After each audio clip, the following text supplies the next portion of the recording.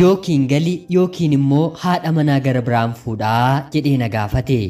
Yaa waan dhufee godha naaf jiraadhu yookuun si waamu dafii naaf waan barbaacha kee fakkaaka gadiin teenya jirta fi jirtuu kenna keenye. Yeroodhaaf maqaa kiyya himachuun barbaadu kanan dhaladhee guddadhees dachee magariituu Oromiyaa keessattidha. Akkuma nama kamiyyuu ergan of bareetii kaasee fedhiin kiyyaa baradheen bakka guddaa gahuudha. Hangan guddadhee waggaa 10 fixuuttis icciitiin maatii koo keessaa ani hin beekne ni ture. Innis kan ana waliin jiraachaa turan akkoo fi akaakayyuu koo akka haadhaa fi abbaa kootti haadhaaf abbaanaan jedhanii na guddisaa turani. Haa ta'uutii garuu akkoon kiyyaa ilmaan ishee hundinuu hojii waan qabataniiruuf ijoollummaa kootti haadha koo jalaa na fuutee anaan guddifatte. Ergan of baree boodas abbaa kiyya bareen baay'ee waan na jaallatuuf isa bira deemeen guddachuu nan barbaada ture. Haa ta'uutii garuu haati kiyya waan hin barbaanneef achuma akkoo fi akaakayyuu koo biratti hin guddadhe. Sababa kanaafis namoonni gurguddaan hedduun isaanii mucaan kun yaadaan bilchaattuudha garaa ishee keessatti jabaattee dhalatte naan jedhu. Mana barumsaa keessattis namoota hedduu waliin walii galtee waan hin qabuuf kubbaa kaachoo fi kubbaa harkaa taphachuu yeroo hundaanan jaalladha. Haa ta'uutii garuu barnoota koo kutaa 6ffaa yeroon ga'u dargaggoonni hedduun na duuba deemanii anatu si fuudhaa jechuun natti dhaadachuu jalqabani.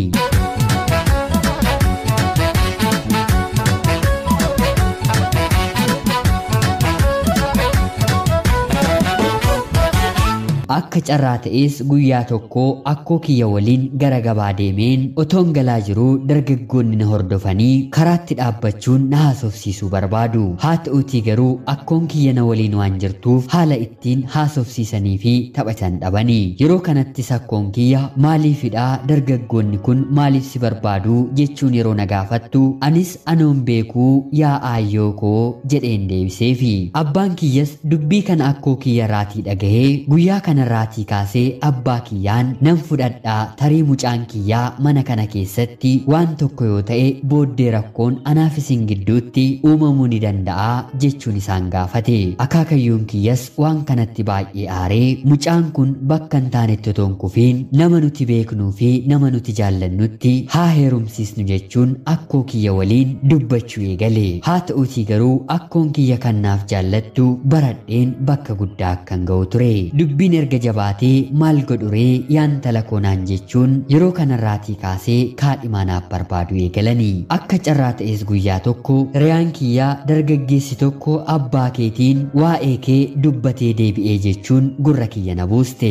Anis in sobda jedheen ergan ishee mormee booda buleen yeroo mana barumsaatii dhufu namoonni hedduun mana keenya keessatti walitti qabamaniin isaan arge. Akkuman balbalarra seenettis jaarsi tokko gara isaatti ofitti na waamee yaa mucaa koo dargaggoonni hedduun sirakkisaa akka jiran dhageenyeeti jirra. Booddee karaatti waa ta'uu keerraa kaadhimmadhuutii ammumaatiin nama si fuudhu kaawwadhu akka dargaggoonni gara biraa siin qoccolleefis dargaggeessi kun si eegaa jechuun natti dubbatanii. Battaluma sana anis gara gorduubaa yookiin kushinaatti ol fiiguun daftara kiyyaa abidda keessatti hin guggube. Baay'ees na aarsee boo'ichi na qabe.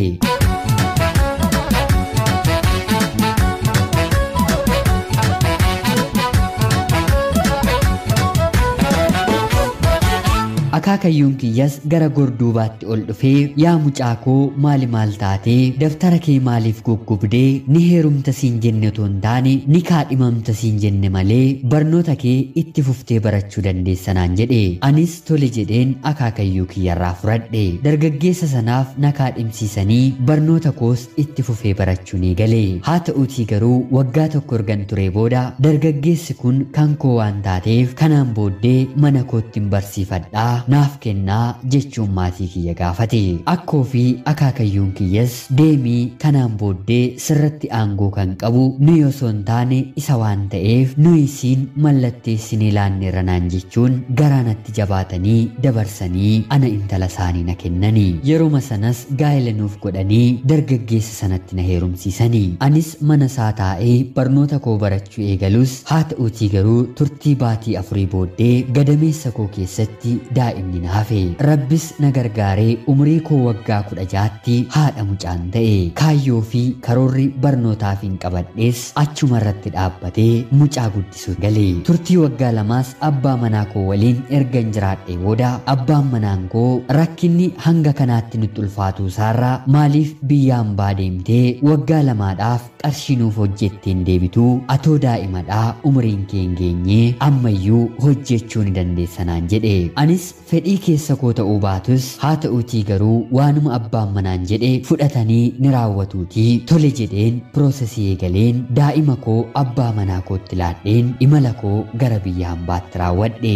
Rabbis na gargaaree mana gaariitu na gahe. Qarshiin argadhus ji'a ji'aan akkaawuntii abbaa manaa koo irratti lafa bitii mana nuuf ijaarii hoolota re'oota horii bitii nuuf horsiisi jedheen ji'a ji'aan itti arguun eegale. Yeroon waggaa 2 xumureen kontraata kiyya fixus abbaa manaa kiyyaatiin nan galaa nan dhufaa jedheen yeroon isan gaafadhu maalitti dhuftaa xiqqoo nuuf hojjedhu wanti karoorsine galmaan nuuf hin geenye jechuun naaf deebise. Anis dubbii afaansaa dhugaa se'een waggaa 2tti dabaladheen hojjechuun eegale. Abbaa manaa kiyyaanis daa'imni kiyya amma jabaatteetti waan ta'eetiif haadha koo bira geessii isheen naafaa guddiftuu jedheen yeroon isan gaafadhu lakkii jechuun anaan dide. Kontraata koo waggaa 2 dabaladheen ergan hojjedhu jalqabee booda turtii yeroo muraasa booddee abbaan manaan koo yookiin galii yookiin immoo haadha manaa gara biraan fuudhaa jechuun na gaafate.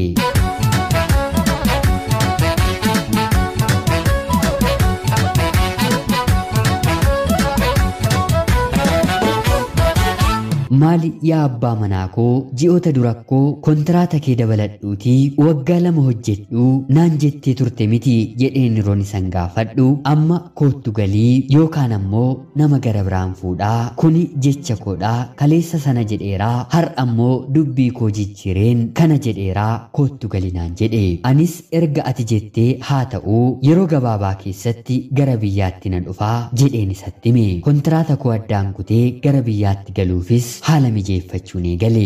Rabbis na gargaaree gara biyyaatti galuuf akkan qophaa'e obboleettii kiyyatti bilbileen himeen obboleettiin kiyyas abbaa manaa kootti bilbiltee akkanaaf himtuun godhe. Obboleettiin kiyyas abbaa manaa kiyyatti bilbiltee akkan dhufaa jiru yeroo itti himtu anoo nama gara biraa fuudhaan jiraa jedhee isheetti hime. Obboleettiin kiyyas akkuma dhageessetti daftee anatti himte. Anis abbaa manaa kiyyatti maalin dhagahaa obboleettii kiyyarraa yeroon jedhu dafii galii koottuun siin jedhe miti gara biyya keetti naan jedhe. Anis haala mijeeffadheen waan hundumaa xumureen rabbi warra nu waliin jiraadhu gara naaf laaffisee torban tokko yeroo naafuuf jedhu maatiin isaa abbaan manaan kee qarshii keedhaan gaa'ila godhachuuf jedhaa jechuun natti dubbatanii. Anis dubbiin kun dhugaa waan natti ta'eef abbaa manaa kiyyaatiin bilbileen maaliif kana na gootaa jechuun yeroon isan gaafadhu kan koof kan kee xumurameeraa kanaan booddee abbaa feeteetti heerumuu ni dandeessaa jechuun naaf deebise. Anis baay'ee isatti aareen tole yoo kana ta'e immoo daa'ima koo gara maatii kootti naaf deebisii jedheen yeroon isan gaafadhu lakkii haati kiyya guddisaa jirti daa'imni koo erga guddattee gara maatii keetti hin galtu naan jedhe. Anis baay'ee aareen wanta hundumasaa rabbitti kenneen dhiise. Wanti garaana nyaates waa'ee humna koo otoo hin taane waa'ee daa'ima koo qofadha. Umurii koo waggaa 16tti ishee argadhe. Ergan nama kanarraatii adda bahee boodas daa'ima kootti dhiira gara biraan fidu jedheen nama tokkoyyuu ofitti buteen haasofsiisaan jiru. Namoonni hundinuu akkuma abbaa manaa koo ta'anii fuula kiyya dura dhaabbatu. Dargaggoota hedduunis gaaffii jaalalaa yeroo naaf dhiyeessan ani kana dura heerumeen daa'ima qabaa jedheen yeroon isaanitti dubbadhu namni hedduunoo daa'ima qabaachuu isaa dhoksee hariiroo uumee jaalala keessa galee heerumee daa'ima isaa argisiisaa akkam dubartii gaarii taateetu iftoominaan haasoftanaan jedhu. Ani garuu waa'ee iftoomina kootu na yaaddessa otoo hin taane waa'ee daa'ima koo irratti dhiira gara biraa fiduu moo dhiisuutu na yaaddessaa jira. Mee hiriyoonni koo yaadni keessan waan baay'ee na fayyaduuf saanduqa yaadaa jalatti naaf barreessaa. Abbaan kiyyas ta'u haati koo akkoon kiyyas ta'u akaakayyuun koo kanaan booddee abbaa feetetti heerumuu dandeessaa kan kana dura si dirqisiifnee haala kana sirratti raawwanneetiif dhiifama nuuf godhee nuuf tufi jedhanii dhiifama na gaafataniiru. Anis akka aadaa biyya keenyaatti tufeefiin dhiifama godheefiira. Isaanis beekanii otoo hin taane otoo hin beekiin dogongoranii anaaf waan gaarii ni ta'a jedhanii yaadanii garuu immoo akka yaada isaanii naaf hin taane yaada furmaataa ta'u naaf qooduu keessaniif hin dagatiinaa jechaa ani obboleettiin keessan biyya hambaarraa seenaa kana isiniif hin qoode. Ulfaadhaa nagaatti galatoomaa. Biyya waan nufi godha naaf jiraadhu yookuun si waamu dafii naaf waan barbaacha keefan takka gadiin teenya jirta fiiltirtuu kenna keenye. Yooyaa shama akkam jirtu kabajamtootaaf hordoftoota qophii Oromiyaa 24. Nagaaf jaalalli tokkummaan bakka jirtan hundaatti hunda keessaniif haa ta'u. Yaadhaa xalayaa obboleettiin keenya maqaa ishee ibsachuu barbaanne nuuf ergite isiniif dubbiseen ka'a. Akka isin irraa barattaniif hubannoo cimaa irraa argattan homaa shakkii tokko illee hin qabu. Obboleettii keenya seenaa jireenyaa fi seenaa jaalalaa kennuuf qooduu keetiif guddaa galatoomi siin jenna. Kabajamtootaaf hordoftoonni qophii Oromiyaa 24 mee obboleettiin keenya gara fuulduraatti yoo maal goote jireenya ishee karaa sirriirra qabatee yaada dhibba